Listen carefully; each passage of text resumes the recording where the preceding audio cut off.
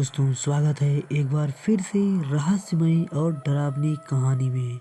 आज की कहानी एक श्रापित दुल्हन की रहस्यमयी स्टोरी है जो कि एक सच्ची घटना पे आधारित है। गांव से कुछ दूरी पर एक पुराना और वीरान हवेली नुमा घर था जिसे लोग श्रापित महल कहते थे। कहते हैं कि इस महल में रहने वाली एक दुल्हन की आत्मा भटकती है।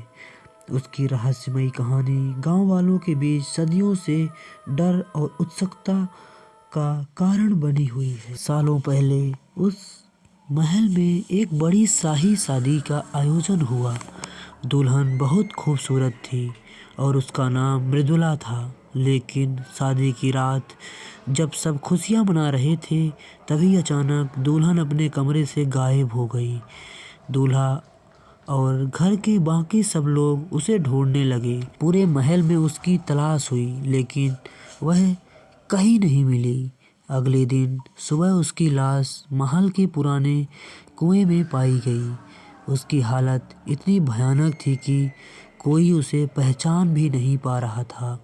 उसके गले में शादी का मंगलसूत्र अभी भी था लेकिन चेहरे पर ऐसा दर्द और गुस्सा था जैसे वह कुछ बताना चाह रही हो। गांव वालों का मानना था कि उसकी हत्या उसके ही परिवार वालों ने की थी लेकिन कारण कोई नहीं जान सका। उस घटना के बाद उस महल में अजीब अजीब घटनाएं होने लगी। रात के समय महल से दुल्हन की रोने और हंसने की आवाज़ें आने लगी। जो भी उस महल के करीब जाता वह वापस नहीं लौटता।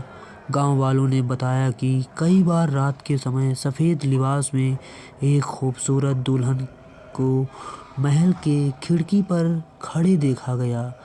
एक दिन एक साहसी युवक अर्जुन, जो इन कहानियों पर विश्वास नहीं करता था, उसने उस महल में जाने का फैसला किया। उसने अपने दोस्तों के साथ रात के समय वहां जाने की योजना बनाई। जब अर्जुन और उसके दोस्त महल के अंदर गए तो उन्होंने देखा कि हर दीवार पर दुल्हन की तस्वीरें थी लेकिन उनकी आंखें लाल थी, मानो वो सबको घूर रही हों।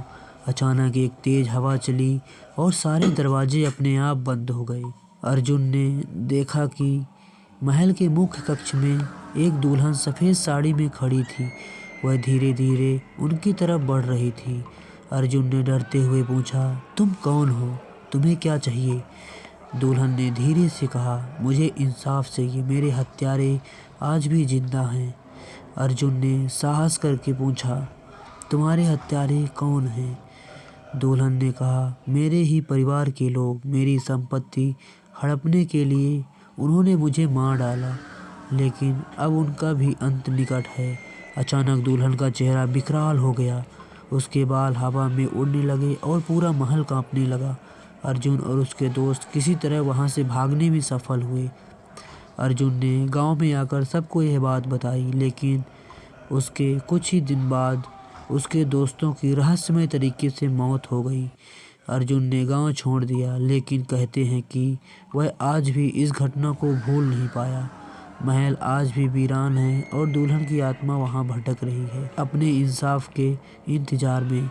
जो भी उस महल के पास जाता है वह या तो वापस नहीं लौटता और लौटता है तो पागल हो जाता है।